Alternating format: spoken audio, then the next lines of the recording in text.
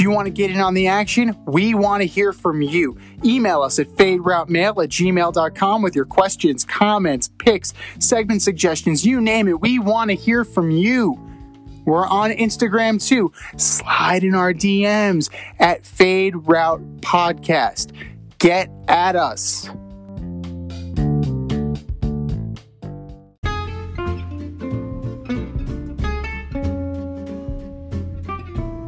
I'm getting hungry over here. Should have cooked up some dinner. And if you're looking for a new cooking show to binge, check out As You Eat It on YouTube, hosted by me, Chef Z. I invite you into my home and show you what and how I cook when I'm off the clock as a chef instructor. You're going to learn fun recipes and creative methods to empower and inspire you in the kitchen and take it to the next level. Cook how you want to cook, eat how you want to eat as you eat it. That's As You Eat It, available only on YouTube. AZ, you eat it. Check it out, and let's get cooking. Welcome to the Fade Route with D and Z. Here are your hosts, D and Z.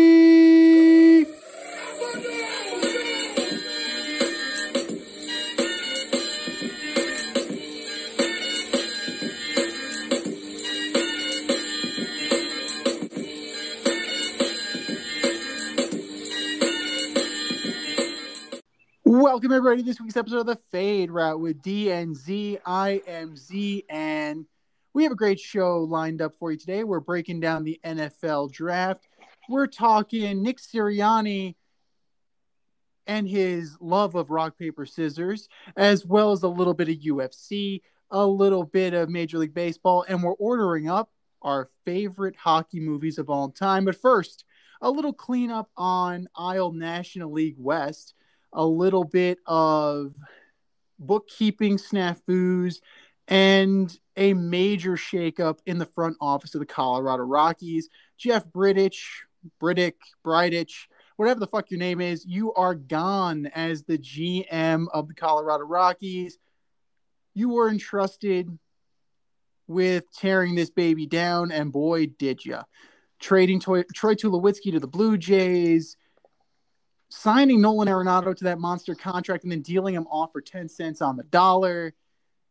The fool's gold of 2017 and 2018, back-to-back playoff appearances. Granted, it's a wonderful achievement, but you tanked the franchise, and now it is up to the owner to find somebody to kind of clean up your mess. And as far as the bookkeeping goes, what the hell was that deal with Arizona and Atlanta in game 2 of that doubleheader? So I just want to make sure I got this straight. If it's a 7-inning game and you pitch 7 innings, you're credited with a complete game. If it's a 7-inning game and you're credited and you don't allow a run, you're credited with a shutout. But if you pitch 7 innings and the game is only going 7 innings, you don't get a no-hitter. You don't get a perfect game. Something just is not right there. Madison Bumgarner went the distance in the game, 7 innings, 7 strikeouts, no runs, no hits, and he gets a notable achievement listed next to his name instead of his rightful no-hitter. And I got a news flash for you, Major League Baseball. You got some splaining to do. How in a game that is only going to be scheduled for 7 innings, is not a rain-shortened game, this has been written into the rules. This is now the length of the games for doubleheaders. You need to bookkeep accordingly. And we're pulling a little sneaky on you today, guys. D is off trying out for the San Francisco 49ers. He might be the number 3 overall pick tomorrow night. You never know. But we have someone special lined up for you today. He is geeked up on margaritas and ice cream. Mike L. Chitown Mike. What's up, man? How you doing?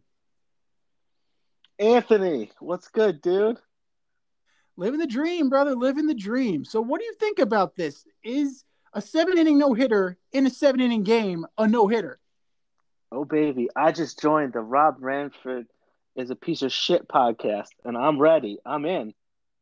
Oh, good. We have T-shirts and everything. That's perfect. I cannot believe that that kind of nonsense is going to be allowed or tolerated, but I have a feeling that in the future things are going to change, but maybe not right now, but in the future for sure. And as far as the Colorado Rockies go, like nowhere but up, right? Yeah. All these contracts that they're dealing, signing, cutting, they barely make sense. But it's not surprising the GM's gone. But the mess he left them is years away from being solvable. Yeah, just trying to watch them. It's painful, but I mean, they have a couple of players, but not enough for a significant bright spot. Oh, I want to bring up one thing. I was hearing some hysterical scenarios of how Madison Bumgarner could have gotten the no hitter. It involved walking every consecutive batter for 3 innings with and scoring enough runs to win the game, but not to give up a no hitter. And there were what was the other scenario? It was walks and I think trying to extend the game by another circumstance, but they were hysterical because MLB really, really dropped the ball on that, and not this. It's all about scoring the game. 7 innings, no hits. It should be a no hitter. It's that simple. But why would it be simple with the MLB? No, well, I mean, what do you expect from a league that's their answer to extra inning games to place a runner on second base, and it's a ghost runner, so it doesn't count against the earn run average of the pitcher if they give up the run. But what? Like they have a major bookkeeping problem, and that's funny considering the fact that stat nerds have taken over that game, and stats and bookkeeping are their major problem right now. It's kind of funny. And is the ball juiced? What is the ball this year? What are the stats going to look like at the end of the year? It all could be interesting. I don't know. As far as I'm concerned, we've already had 3 no hitters, and we're not even out of April yet. So that is, what does that tell you about the situation, the offensive situation in baseball? You have the 3 true outcomes, and everybody is swinging for the fence. Jacob DeGrom, I think, has fanned his 50th guy this year already. I think it's his 5th start, and he has 50 strikeouts. I mean, are we witnessing the new year of the pitcher, or is it just a bunch of mediocre hitters? No, we've seen this before. You've seen this before too in your lifetime, where the pitchers come out strong and ready for the season, and the batters catch up by May and June, and they start performing right around the All Star break. They start performing, but we'll see what the balance is this year. It'll show itself soon. Absolutely, absolutely. We're definitely putting the cart a little bit before the horse here. It's always that case where pitchers are coming out of spring training a little bit ahead of the hitters, but it remains to be seen like how dominant the pitchers are going to be and what is going to happen before they really start to catch up. Oh yeah.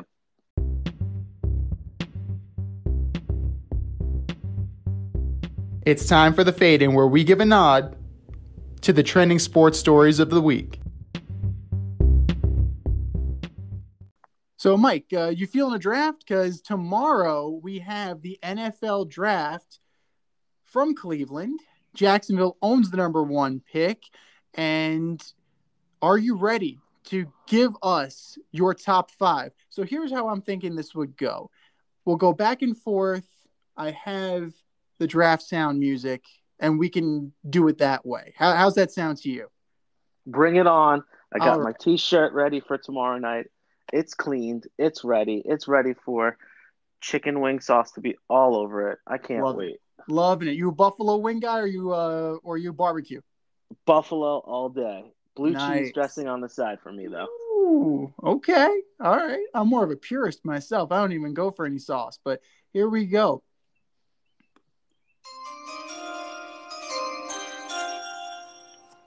The Jacksonville Jaguars are on the clock for you. Who are they taking? Clemson quarterback Trevor Lawrence. I got to agree on this one. It is the worst kept secret in football that Trevor Lawrence is going number one. It hasn't been in doubt for months. It's crazy. Hopefully they've done enough to protect him, and hopefully they're going to take some linemen in this draft as well as some skill position players to set this kid up for success. Because he's been a Jaguar since game 1 last year with Clemson. You might say high school senior year he's been ready as the one. This is crazy. Have you heard the statistic? Outside, he has not lost a regular season football game since before high school. That is incomprehensible to me. I believe Joe Burrow lost 2 games. He's not far away. They have some crazy record together.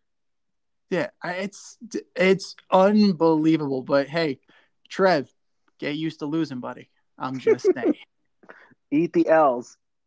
You're gonna eat them. Eat them straight up. No blue cheese, no ranch. Just take it like a man. Yeah, Jameis Winston will teach you how to eat the L's. Next up on the clock, the New York Jets.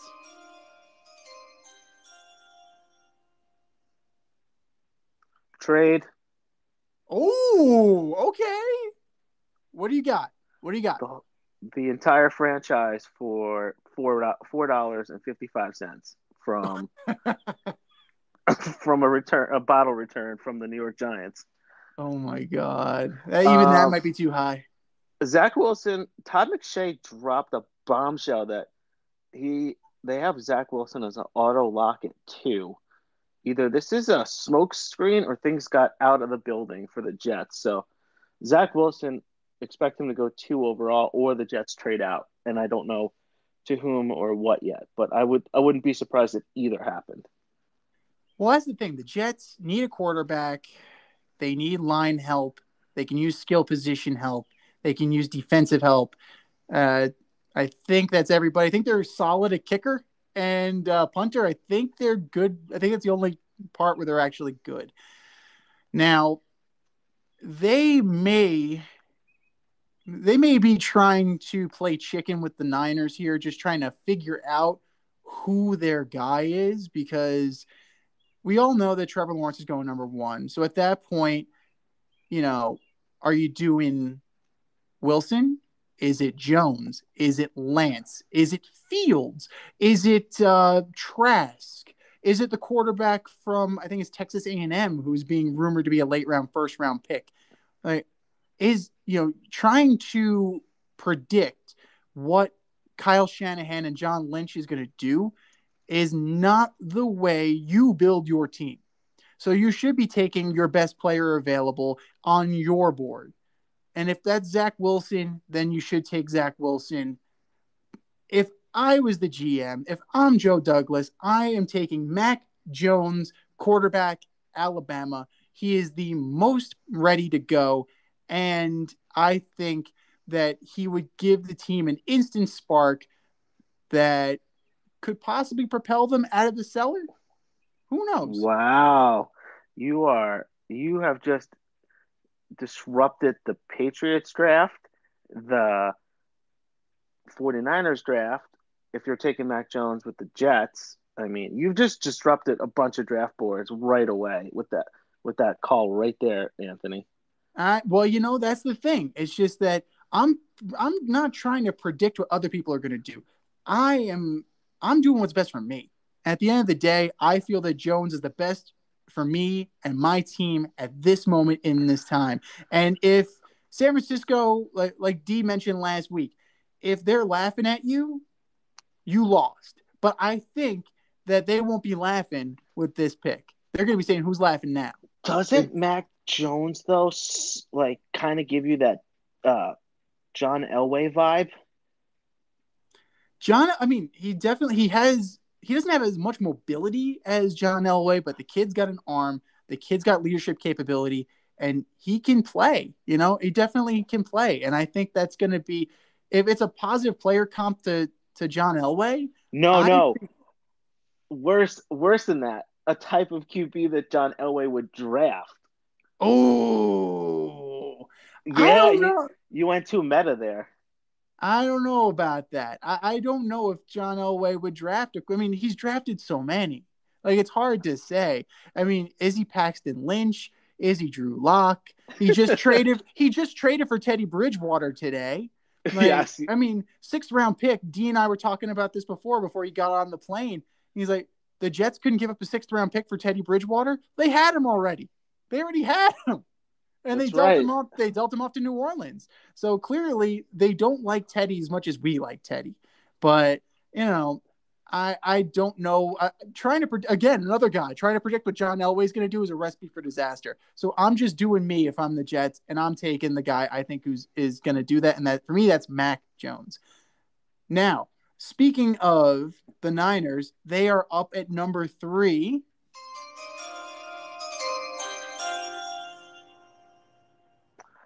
Mac Jones is off the board. So Zach Wilson is now being drafted by the 49ers. There you go. All right. So you see them really going for a more mobile quarterback. You really like, even though it's small school BYU, not a great conference, not great competition. You really think he can play in this league? I do. That's fair enough. If that's your guy, for sure. For me, I'm looking at the Niners, right? I see Kittle. I see Ayuk. I see Mostert. I see that the defense. Like, I believe that this team is a team ready to make the ascension back. Let's not forget, they were not so far removed from the Super Bowl, and they had a lead in that Super Bowl. So let's not say that this team's falling off a cliff that quickly. Is Jimmy Garoppolo durable? No. Jimmy Garoppolo is not the most durable quarterback in the world. But I think there are weapons there. Jimmy Garoppolo has enough talent that you can win with him if you protect him. And that is why, and this may floor you, this may floor everybody who's listening, I don't care. Penei Sewell, offensive lineman, is going to the San Francisco 49ers. Dude, what? Wow. You are shocking me left and right with these picks tonight. 6'6", 330, best lineman in the draft. I'm making one more run if I'm San Francisco, and I'm keeping Jimmy G at least for the start of the season. If it bottoms out and it's not what you think, then you can trade Jimmy G. Chances are, if it bottomed out, you'll probably be in the same position next year, and you could probably draft a quarterback then. But give it one more go. You have the horses. You just need to keep the quarterback healthy, and I think the lineman is going to do that. Yeah, but the big issue last season was every weapon was hurt offensively, tight ends, receivers, running backs, either at the same time or over the course of the last 5-6 games. That team was destroyed. Whoever the strength and conditioning coach is, get a new one or figure out what happened, because everybody broke down at the same time. I agree. It's definitely something that needs to be concerned, but that, you do have to remember, like, everybody needs to remember they were in the Super Bowl. They were winning in that Super Bowl, and they took their foot off the gas pedal. Now, health, it's bound to happen. Those things happen. Like, I think it was more of a fluky kind of year than a sign that, the sky is falling. But that's just me. Like, Yeah. You have a point.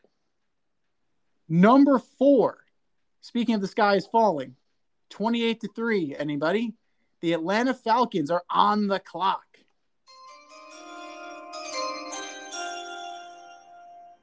Kyle Pitts, Florida tight end. Oh, okay. So you're going to give it one more run with Matt and Julio? Yeah, let's get him a weapon. Let's throw down the field. And let's see if Matt Ryan's arm falls off from injury or from overthrowing the football. There you go. And what do you think about these rumors that, that the number 4 pick might be in play, and B, that Julio Jones might also be in play? Like, what do you think of these rumors that are going down the mill?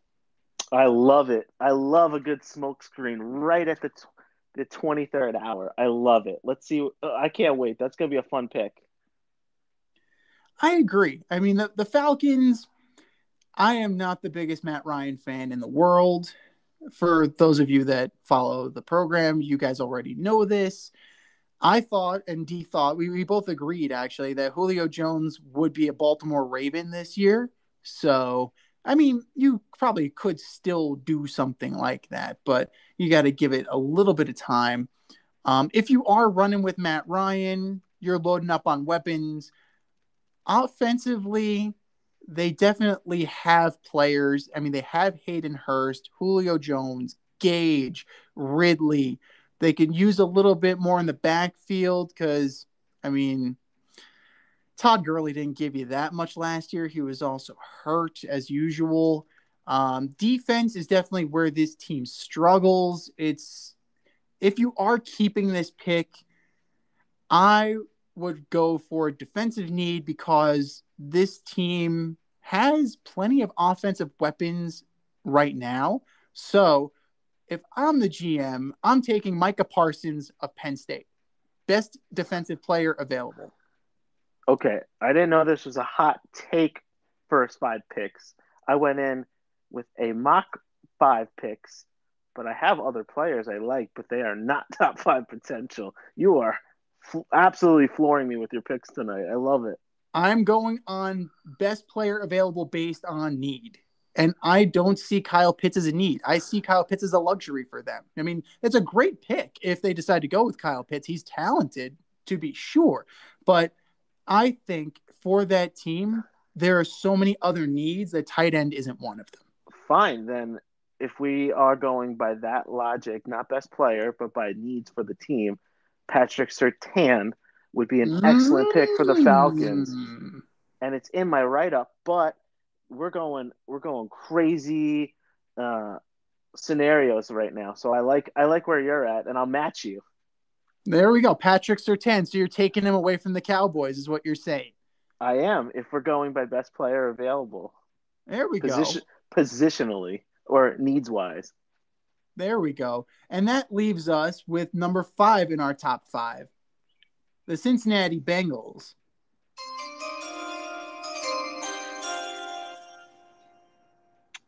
Bengals select Jamar Chase, LSU. Really? So, yeah. So the offensive line on that team doesn't scare you. You want to add up on weapons for Joe Burrow.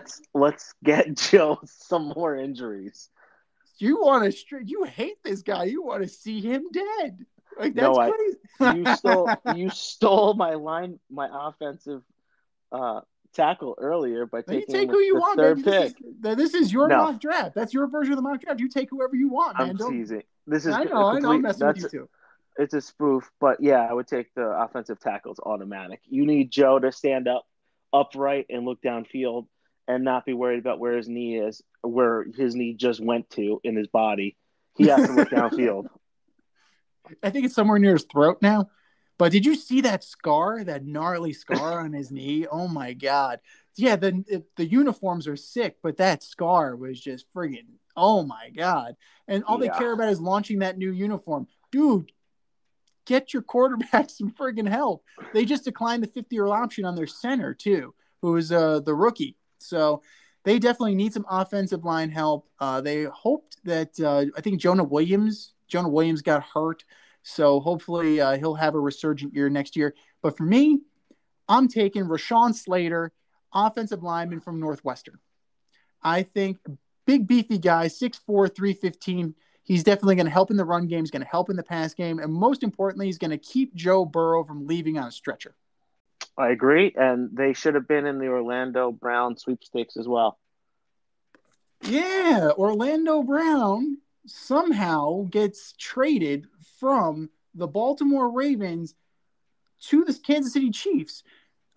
So as far as that goes, there are multiple picks, nothing to speak of in terms of first rounders, nothing like super heavy. You get a first round pick, and 3 other ones in exchange for an all-pro tackle. You get the 31st in this year's draft. You get a third rounder and a fourth rounder and a fifth in 2022. Like, is this the linchpin of the offensive line now? Because they added Joe Tooney, they added to this. Does this complete the Chiefs' offensive line in your opinion? No. These guys are all on 1-year deals. Kyle Long is out of retirement. You are renting a car that has 4 wheels to start the season, and it may not have 4 wheels when you end the season. This line was gutted like a sushi chef cutting through sashimi. Oh my goodness! And totally got exposed in the Super Bowl. You mean Schwartz was out, Fisher was out, Duvernay Tardif didn't play the entire year. He's not playing again this year because he's taking up medical residency in Canada. So that guy, yes, yeah, that guy. I mean, good for you, Doc. But I appreciate what you're doing, but like good news for the Chiefs. There's more than one round to draft in the NFL draft, so expect them to take offensive line talent throughout the draft, trade around, move up, move down. They're going to be taking a couple guys just to have monsters waiting in the sidelines for their time to get in. No, they're definitely going to get their opportunities, and regardless of the rounds, they're going to find some talent there. And you know how cutdowns go as camp goes through. Veterans don't make the team. You might be able to build a patchwork offensive line that can be anchored by Brown and Tooney to the point where, Patrick Mahomes won't be running for his life again. So hopefully, like, they'll be able to kind of address this. But where are you from the Ravens' perspective on this? Like, I have the asset. I don't know how I feel trading with a team that I'm perennially going up against in the playoffs. They're desperate. They are desperate for cap space, and they're desperate for picks because they went the veteran route for a while in their receivers and their weapons. And Lamar was looking around like, this is it. This is the best team you can give me. And now they realized it, and they're working backwards. Well, there you go. That's definitely. They're not the only team in that division salary cap hell too. So the Steelers are definitely in that boat as well. Maybe a little bit more drastically than the Baltimore Ravens, but I don't know. I think this move is definitely going to bite them in the ass for sure. Wait, I want to go back to the Ravens for a second with that trade that you and D suggested. How many more veterans are the Ravens going to get at receiver? If you said Julio's going there, didn't they have the Anquan Bolden experiment? And isn't Arizona a great destination for all veteran receivers anyway? Well, the thing is with that is that you now have so many receivers in Arizona. Like, you now have AJ Green with DeAndre Hopkins and Larry Fitzgerald. It's becoming an embarrassment of riches. If I am the GM of the Ravens, like the Dez Bryant thing didn't work. Like, we'll just cut their losses. The Dez Bryant thing didn't work. Who is your most explosive receiver? Hollywood Brown? Hollywood Brown hasn't proven that he can be a number one in this league. So if I'm them, why not? See, at least call the Falcons. Shoot your shot, man. Like, what's it going to take to get an aging Julio Jones on this team? Who has the capital? Well, we know who has draft capital right now. Who's sitting in the catbird seat? You have the Lions at 7 and the Panthers at 8. They are both open for business on their first round picks, particularly for teams that are starved at quarterback. So who do you see trading up, and to which spot? So this is a tough one. You see, trading up, this is the ideal candidate it really is the Patriots if they're targeting a QB like Justin Fields or Mac Jones, depending on where they go. But Panthers are the craziest scenario again because they moved Teddy and they have Sam on standby. I don't know why on earth they would move up any further unless they really love somebody. And David Tepper's nuts, and he'll do whatever it takes to get the guy he wants. So they could do anything. All right. And, they could move out of that pick. They could move up. I mean, the Dolphins might want to move back out of 6. So, I mean, they might be able to get up into there if they believe that if the Lions are either going to keep the pick or they're going to deal it off to maybe like the Bears. Like, we all know that, Andy Dalton is QB1 over there. Like, what more can you say about the Chicago Bears that has been said on this show? The GM is terrible. The coach is pretty mediocre. And if Andy Dalton is your number one quarterback, then you're just setting yourself up for disappointment. So if I'm Ryan Pace, I'm doing what I can to get up into either the 7th or 8th spot. Now, it all depends on who I value and who's still available. For the Bears, I would think that Fields would be a good fit for them. He's athletic enough. He's got a good arm. He can definitely stand in the pocket and throw. And I think that would be a good fit for them. They probably could get him at 8 if they wanted to trade up to 8. But I don't know. It remains to be seen. I don't see the Patriots trading up. That's just not their style. They're at 15 right now. They can definitely dangle that pick to somebody who wants to move up from later in the round to maybe get somebody who's falling, whose stock that they really like. So the Patriots' MO has always been to trade back and accrue more picks. And I can see them possibly going for that Texas A&M quarterback or even Kyle Trask. I think he could possibly be a fit for them, at least as a project, much in the way that Jarrett Stidham was for them as well. But as far as the Lions go, they could definitely move that pick. You have so many needs that you can definitely kind of dangle that. Maybe kind of scare the Cowboys into moving up if Patrick Surtain is available and they think that he's going to be gone. Maybe maybe the Cowboys would be enticed to move up, or say that there's Jamar Chase or somebody of that ilk that they can give Dak Prescott another weapon. I think they might be able to, you put him with CeeDee Lamb, you put him with Amari Cooper, all of a sudden that's starting to look really formidable. And I don't know if Jerry Jones can resist that. I agree. If the Lions don't trade out, who do you see them drafting? I don't see them taking a quarterback. I heard that yesterday. Honestly, I'm not really sure. I really can't envision it because the simple fact that they have so many needs. But being the Lions, like, I can definitely see them just punting and taking a skill position player because they always take a skill position player, whether that's Devontae Smith or Waddle, or if Pitts is there. I can see any of that scenario happening because the Lions are going to lion at the end of the day. I agree. Expect to be gut punched if you're a Lions fan. Sorry, Detroit. We do love you.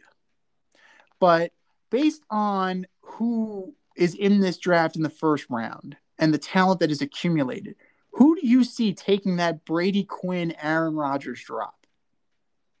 So, this is the year of Ohio State quarterbacks dropping, in my opinion. I'm watching Fields moving down, taking that. If they got the cameras on him, he's got the sad face going and no hat on.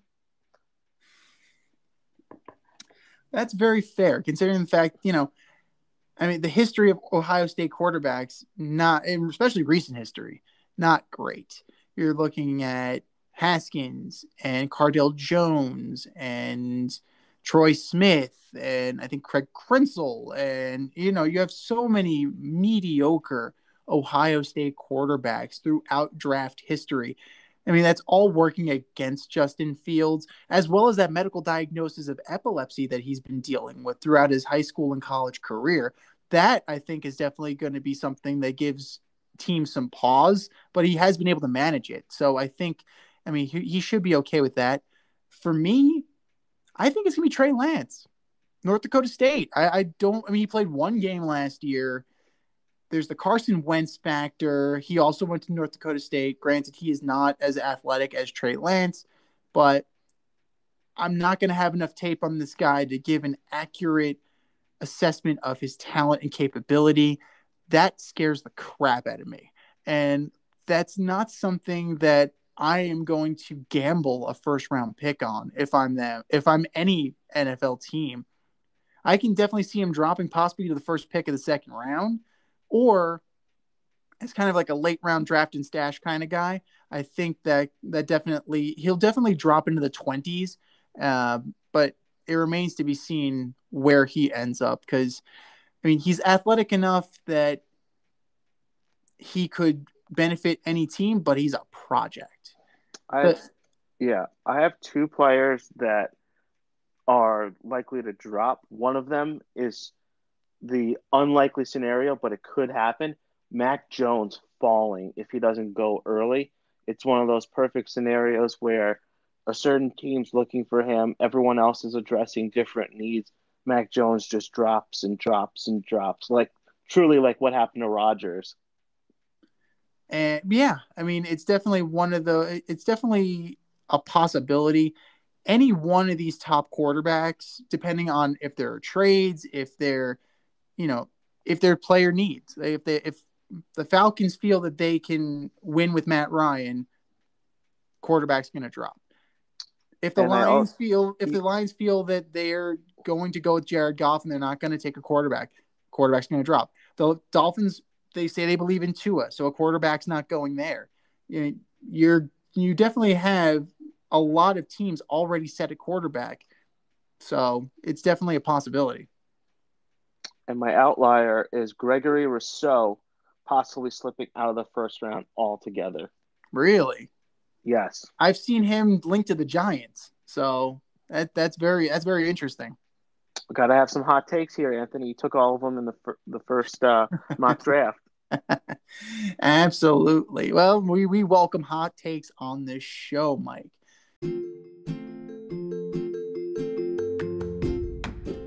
You can't help but smile when you see a balloon. The simplest occasion is a party. Westchester Pop Stars, located in New Rochelle, New York, offers balloon styling and decor for all life's events. Birthdays, anniversaries, weddings, showers, school and corporate events, store openings, or just because. Westchester Pop Stars takes balloons and shapes them into works of art, creating decorative installations for your special occasions. No event is too big or too small, and their custom personalization service is top-notch. Westchester Pop Stars is a private studio, quickly expanding. In-person consultation is by appointment only. Send an email to westchesterpopstars@gmail.com for more information or to schedule an appointment. No need to hire an event stylist. All you need is balloons. Currently servicing Westchester, Putnam, New York City, and Connecticut. To find Westchester Pop Stars, search for them on Instagram, Facebook, or Google. Speaking of hot takes, GM Jason Licht of the Tampa Bay Buccaneers, the Super Bowl champion Tampa Bay Buccaneers, dropped a bombshell in a recent press conference, insinuating that he may be in the market to draft a quarterback in this year's draft.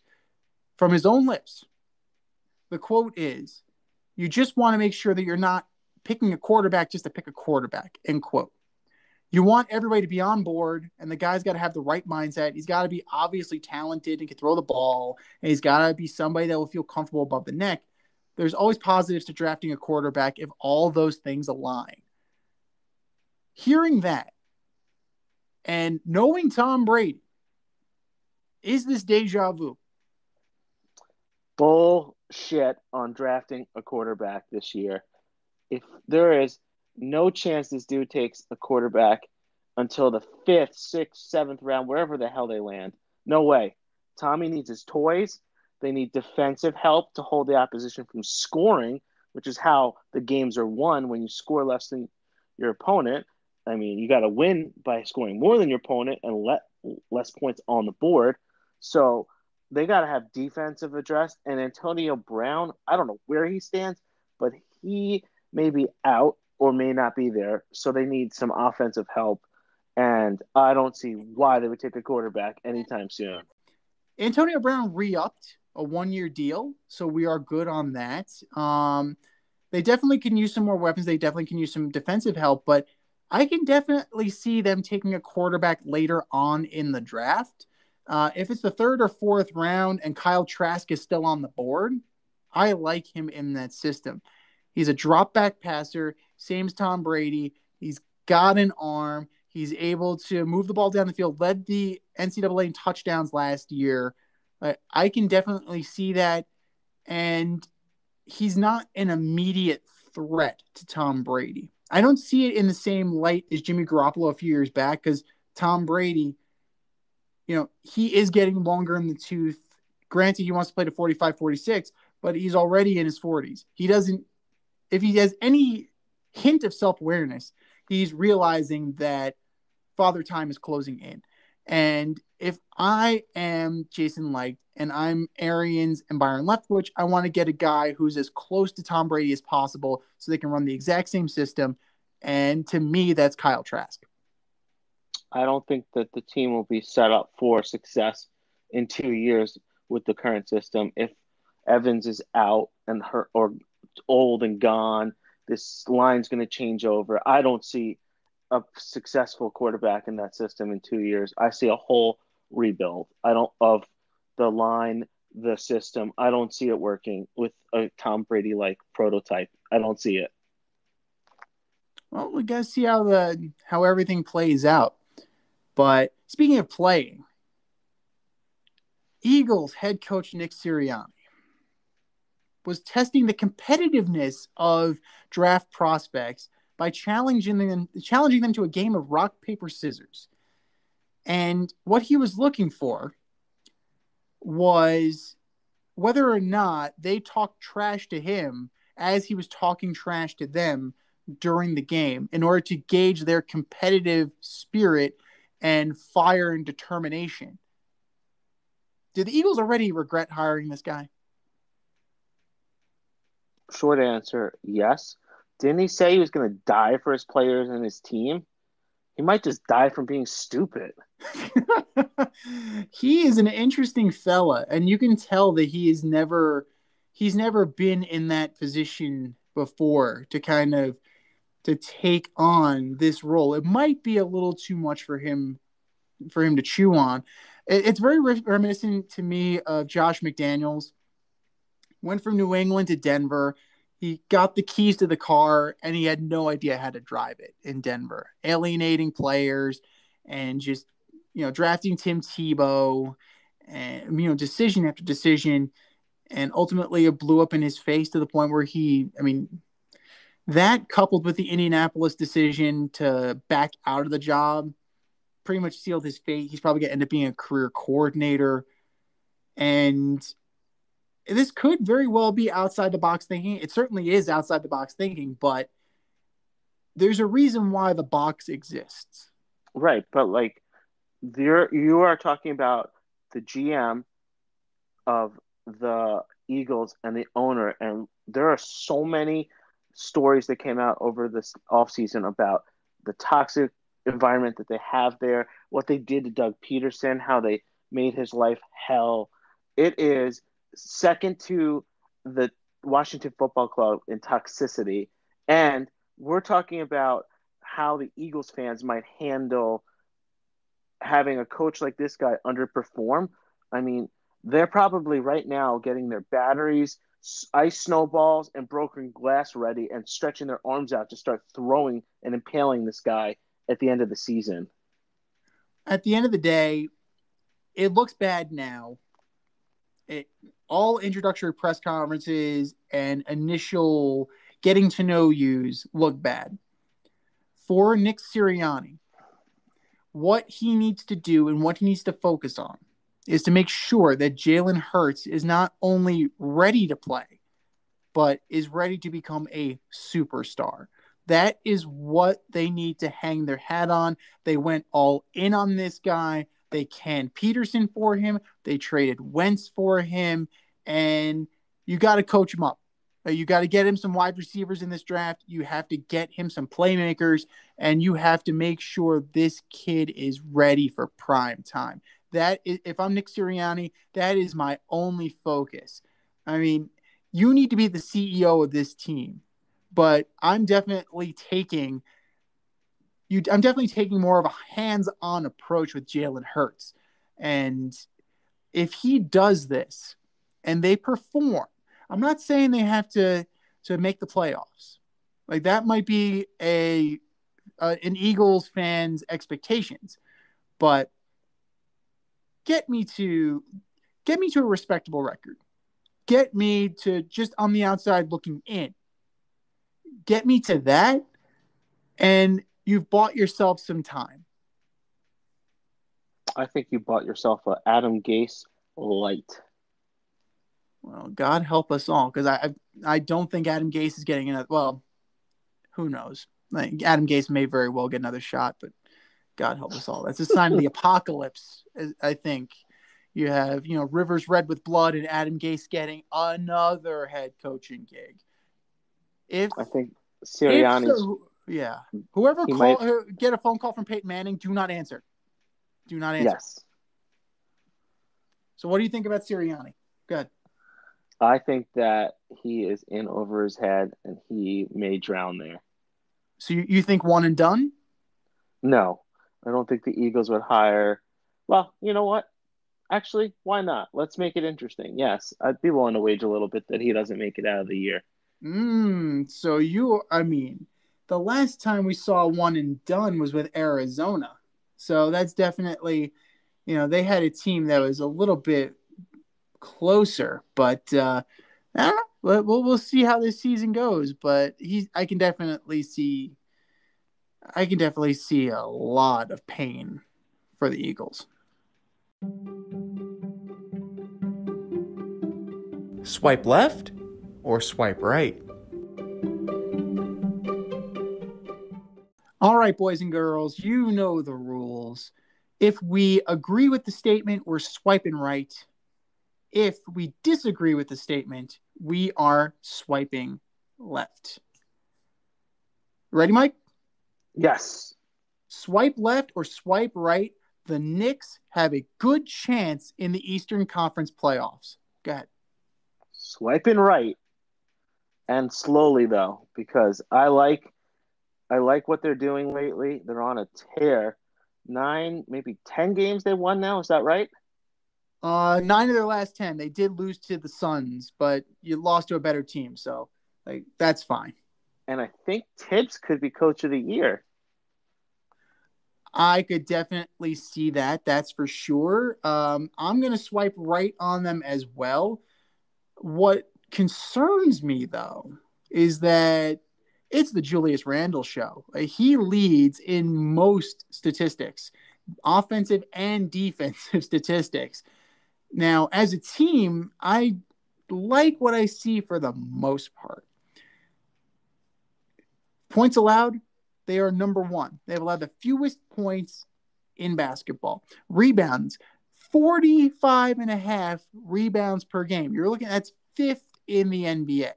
Assists, that's troublesome. They are not distributing the ball well. They're averaging 21.3, which is 29th in the league, and they just don't score enough. So they're going to have to play nail biter after nail biter after nail biter. That concerns me as you go through the playoffs, as you progress through. For the first round, as of right now, they would draw the Atlanta Hawks. I could see them winning a round. But then you start getting into the cream of the crop, and I don't know if they have the offense to hang. Yeah, I think they make it through one round when they get into the playoffs, depending on who they face, and that's it for this year. But that is very nice, a big change, a nice. You nod your head to the Knicks if you see them on the street. You say, "Nice job, man," and you look forward to next year as they grow. I like it. I agree, and as long as they don't do that nonsense that Isaiah Thomas did, welcome to the playoffs. I'm good. It's good to be a Knicks fan right now after taking all the slings and arrows and all of the nonsense of the Phil Jackson era, whether it's Derek Fisher or, all of the crap that came with that. It's nice to be Andy Dufresne crawling out of 500 yards of shit smell and foulness and being a free man on the other side. Still smell, though. Yeah, you smell, but winning is the best disinfectant. Agreed. Swipe left or swipe right, number 2. Chris Weidman should continue his UFC career. I'm swiping left on this one. I think that after that horrific leg injury at UFC 261, very reminiscent of the leg kick check that broke Anderson Silva's leg when Weidman delivered that kick, I think that he should hang him up. Granted, he's 15-6, but if you look at his record of late, it has not been impressive. After he won the title from Anderson Silva, he got Machida, he got his rematch with Silva, he got Belfort. The only notable fighter he's beaten is Kelvin Gastelum, and he beat him in the 3rd round via submission. So that's fine. I mean, he's definitely, as a wrestler, you may get caught. You're going to, rely on your grappling and your ground game, but let's look at it. Luke Rockhold, TKO, loss. Yoel Romero, KO, flying knee. Gegard Mousasi, one of my favorite fighters, super underrated fighter, TKO'd with knees. He lost to Jacare, KO, punches. Dominic Reyes, KO. And then Uriah Hall. Uriah Hall almost killed a dude in his season of The Ultimate Fighter. He's a bad man. Uriah Hall is a bad mamma jamma. TKO due to this gruesome leg injury, 17 seconds in. I don't want to see Chris Weidman fight anymore. All-American, call it a career. Wow. I did not know this was a UFC podcast. You are just surprising me left and right tonight. I'm multi-talented. I have there are many facets to my game, Mike. Fine. But I am swiping left. And the best thing to come out of this fight, besides that horrific injury, was the Joe Rogan face that he made and the memes that have come out after it. Oh, Joe Rogan. His face, he has no poker face. I want to play poker with Joe Rogan. It's amazing. Yes. But you have to make sure he's on DMT first. Oh, he will be. And swipe left or swipe right, number 3. Kyle Higashioka will take Gary Sanchez's job. I am swiping right on this. For those of you that follow this show, you know how much D&Z cannot stand Gary Sanchez. It goes without saying. He cannot hit. He cannot catch. Cede your time to Kyle Higashioka. And Aaron Boone, he's seizing the moment. Garrett Cole pretty much only pitches to him. Corey Kluber had his best outing as a Yankee, 6 2/3. Higashioka was behind the plate. His pitch framing is much better. His caught stealing is much better. Granted, he's a career 201 hitter. He only has 219 career at-bats. So as far as I'm concerned, what do you have to lose? Run him out there and just let it go as long as you can. He's got 4 homers this year. He's driven in 6. He's got a 414 on-base percentage and an 880 slugging. Ride the hot hand, Gary Sanchez, via con Dios.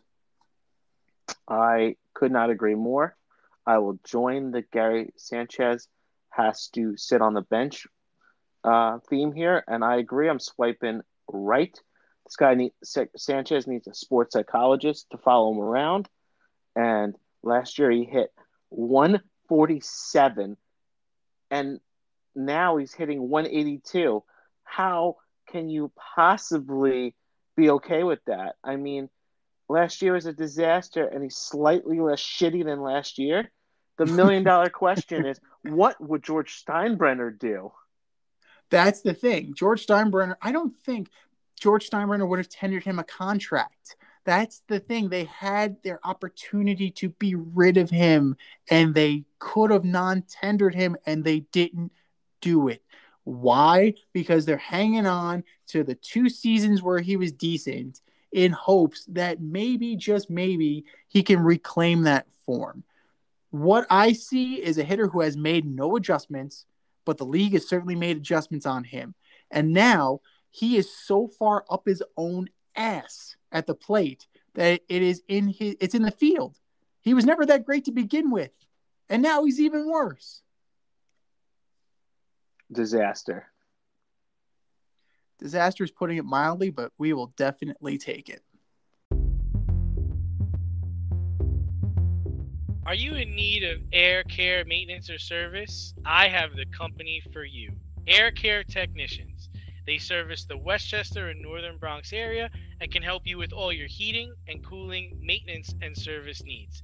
Just give them a call at 914-315-1547. Again, that's 914-315-1547. Or shoot them an email at aircaretechnicians@gmail.com. These guys are the real deal as they are veteran-owned, licensed, and insured. Make sure to tell them that D&Z sent you.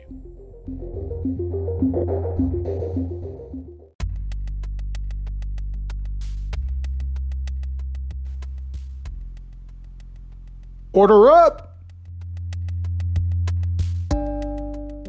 All right, guys. The Order Up train for best sports movies continues. D's not here. Doesn't matter. Mike has his list. We are doing the best hockey movies from 5 to 1. What are your criteria and who you got, Mike?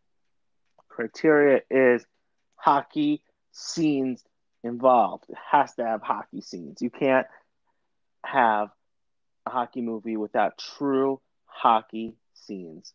So I would say for 5, we're going Mighty Ducks 2. Okay. We got in the 4 slot, Goon. Ooh, that's an underrated movie. That is a very underrated movie. 3 slot, Mighty Ducks OG.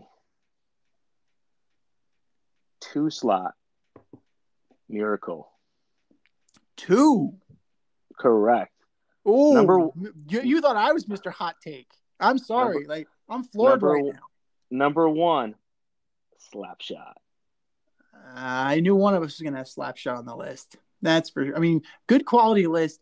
I'm looking for story. I'm looking for hockey as well. It has to be represented well. For me, number 5, the original Mighty Ducks. I didn't like it as much as most people did. It was very well done, but at the end of the day, I didn't care for this one as much as my number 4 pick, which is D2, The Mighty Ducks. Yes, in my opinion, the sequel was a little bit better. And, you have Kenan Thompson, the knuckle puck. It resonated a little bit more than Mighty Ducks 1, but you can't have one without the other. So if one's on the list, the other one has the list. And we're not talking about the third one when they're in that prep school because that was friggin' awful. Trash. Absolute crap. Absolute crap. Whoever wrote that probably wrote The Scout too. Number 3, I have Slapshot.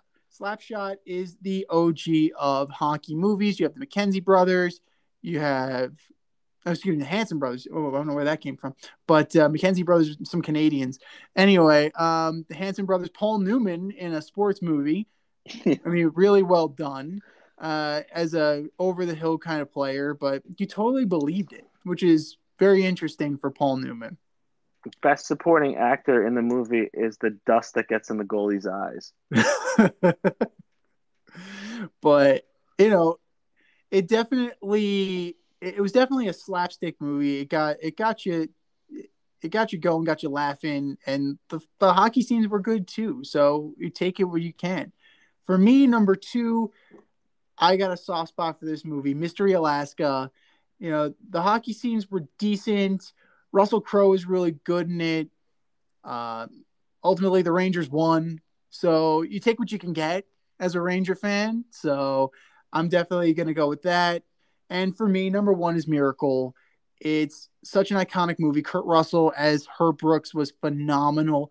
All of the hockey scenes rang true. The story, I mean, how can you not? How can you not get fired up watching that movie and watching a team bonding before your very eyes? Like, it's just something that, it resonates, and to this day, it can still give you the tingles, give you the goosebumps. And I mean, kudos to all those hockey players too, with the exception, I think, the goalie. I think they were all amateur hockey players being asked to act. So They were.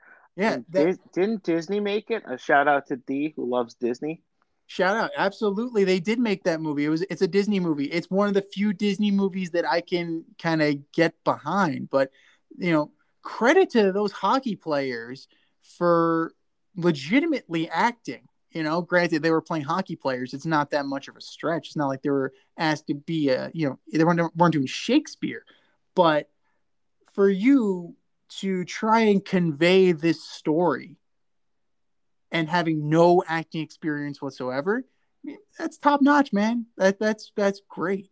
So kudos to them, and kudos to Kurt Russell, one of my favorite actors of all time. So that's our orders from 5 to 1. Who do you got? What's your number one? Hit us up at faderoutemail@gmail.com with your list and let us know where we screwed up.